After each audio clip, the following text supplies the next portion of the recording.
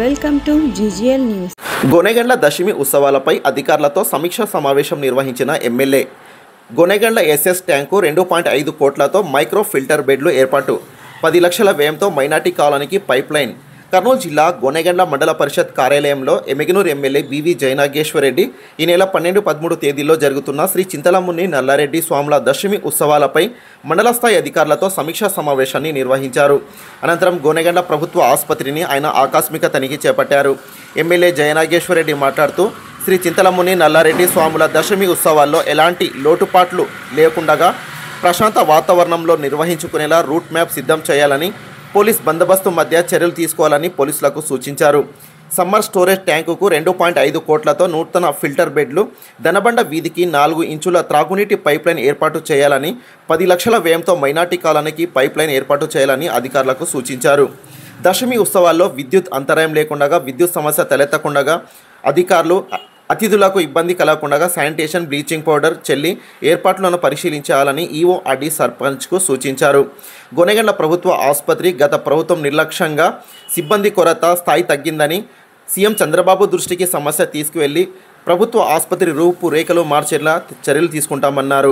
ఉల్లి రైతులను ప్రభుత్వం ఆదుకుంటుందని, కనీస మద్దతు ధర 1200కు పెంచిందని, మరింత పెంచేలా సీఎం దృష్టికి తీసుకువెళ్తామని ఎమ్మెల్యే BV సూచించారు. ఈ కార్యక్రమంలో వివిధ శాఖల అధికారులు, టీడీపీ కూటమి నాయకులు పాల్గొన్నారు.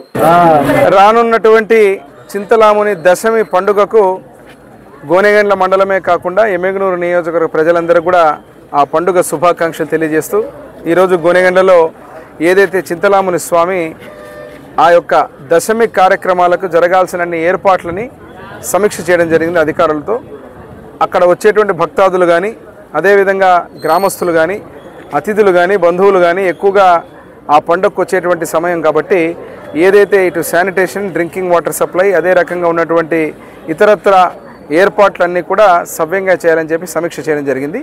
దాంట్లో భాగంగా ఇక్కడికి వచ్చినప్పుడు ఇక్కడ నిలబడినటువంటి PHC గోనెగండ్ల ఇది ఒక చరిత్ర కలిగిన PHC. గతంలో మా ప్రభుత్వం ఉన్న రోజున నేను ఎమ్మెల్యేగా ఉన్నప్పుడు 30 పడకలు, ఆ యొక్క 30 పడకల్ని కూడా బ్రహ్మాండంగా ఇక్కడ మొత్తం ఇన్ఫ్రాస్ట్రక్చరు, డాక్టర్సు, వసతులన్నీ కల్పించే విధంగా ముందుకు తీసుకోవడం జరిగింది. లాస్ట్ గవర్నమెంట్లో పూర్తిగా ఈరోజు ఈ వ్యవస్థని సర్వనాశనం చేస్తూ హాస్పిటల్ని కేవలం ఆదాయ వనరులకు వాడుకొని కాంట్రాక్టుల పేరు మీద మేము అది చేసామని బిల్లులు దండుకున్నారు తప్ప కనీసం ఈ హాస్పిటల్ని ఏ రకంగా పునరుద్ధరించింది లేదు.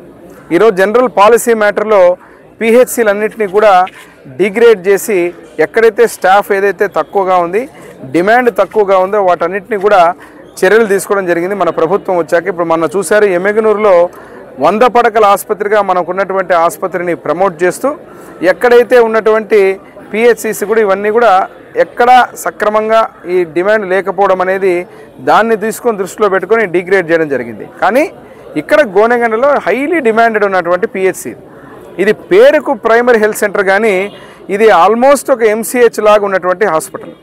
కాబట్టి దీన్ని ప్రభుత్వం దృష్టికి తీసుకువెళ్తున్నా నేను ముఖ్యమంత్రి గారి దృష్టికి, ఆరోగ్య శాఖ మంత్రులు ఎవరైతే ఉన్నటువంటి మా మంత్రివర్యుల దృష్టికి తీసుకెళ్ళి ఖచ్చితంగా ఇక్కడ ఉన్నటువంటి ఈ యొక్క దాన్ని ఒక MCH చేయాలనేది ఒక ఆలోచన.